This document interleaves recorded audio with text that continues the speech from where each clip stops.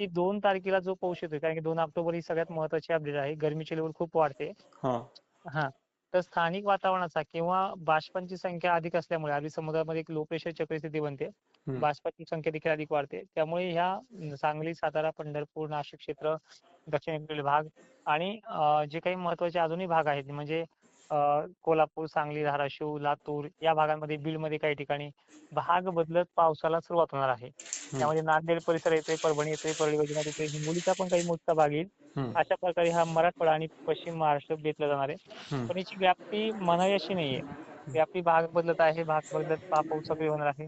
हम्म, त्यामुळे व्याप्तीची जर टक्केवारी सांगायचं म्हणलं तर पुणे परिसरामध्ये 60-65 वरती येते, म्हणजे बऱ्यापैकी येते.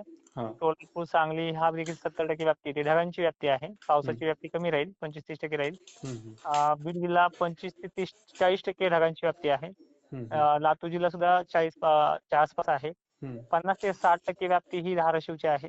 हम्म, आणि सांगली, सोलापूर ही 75-75% व्याप्ती आहे. पाऊस हम्म, त्या व्याप्तीच्या तुलनेत 20% कमी पडतो किंवा 25% कमी पडतो असं धरायचं आहे. हा हा हम्म. म्हणजे बोला. 60% व्याप्ती झाल्या तर म्हणजे 35 ते 40% पर्यंत पावसाचे आगमन त्या त्या जिल्ह्यात त्या हो. त्या कारण भागामध्ये काय होऊ होतंय शकते.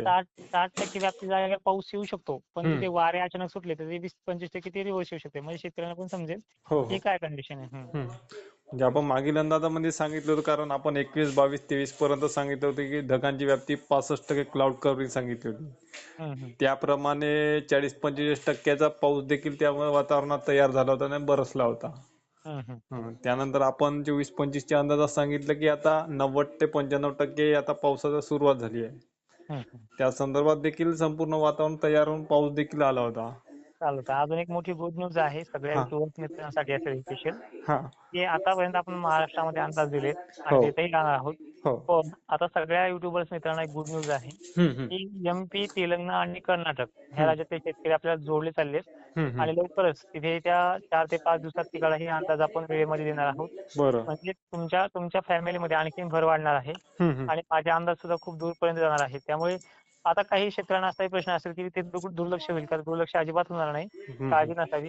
हम्म एचटीएस वेदर नावाचं जे चॅनल आहे आपलं, त्या चॅनलच्या मार्फत त्यांना मार्गदर्शन केलं जाईल. अच्छा अच्छा हं. म्हणजे तो आपण आता बाहेर जो अंदाज आहे तो देखील आपण आज सुरू करून देऊ.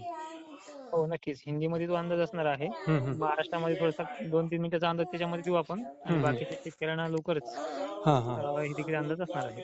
अच्छा सर, आता ते चंद्रपूर, गडचिरोली, गोंदिया, नागपूर विभाग यामध्ये कसं आता ह्या पुढील 30 ते या 1-2 दिवसाचा पावसाचा अंदाज? यांना स्थानिक वातावरणाचा पाऊस आहे. हम्म 1-2 खेळाला हा डेली पडत जाणार आहे. हम्म आणि विशेष म्हणजे ह्या वातावरणामध्ये मोठी कंडिशन नाहीये. पण हम्म 1-2 ठिकाणी जास्त बरसल्यामुळे मोठी होऊ शकते. हम्म. हं.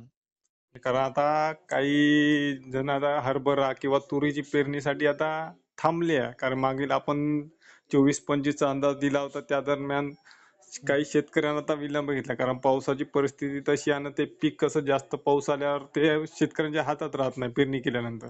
हं, हं, हं. त्यामुळे त्या संकट आपला एक वाचलाय आपल्या अंदाजामुळं हं. शेतकऱ्यांचं, नाहीतर त्यांच्या हातातलं पीक चाललं गेलं असतं. हं, हं. तर म्हणून आता ह्या 2 दिवसामध्ये जर पेरणी करू शकते की नाही करू शकत त्या संदर्भात सविस्तर सांगा. आता पेरणीचा विषय असा आहे, हम्म. की पाऊस पुन्हा येतोय. हो त्यामुळे पेरणी केल्याच्या नंतर पाऊस नकोय. कारण की पुढच्या काळामध्ये 7-8-9चा जो पाऊस आहे तो महाराष्ट्रातील संबंध जिल्ह्यामध्ये भाग बदलत पडणार आहे. हम्म जरी त्याची व्याप्ती कमी असली तरी तो एखाद्याच्या शेतकऱ्यांच्या 50% भागामध्ये पडला, जोरदार पडला. हम्म आता याची फिक्स कंडिशन सांगता येणार नाही, की आपल्याच घरामध्ये पडेल, आपल्याच वावरामध्ये पडेल. हो हो त्यामुळे पेरणीचा जो वेळ असेल 15 तारखेपासून पुढे पेरण्या व्यवस्थित चालतील. हम्म पण ज्यांना पेरणीचा निर्णय तो स्वतःचा शेतकऱ्यांचा असणार आहे. कारण की हम्म त्याच्यामध्ये आपण हे करू शकत नाहीये. हो हो हं. बर.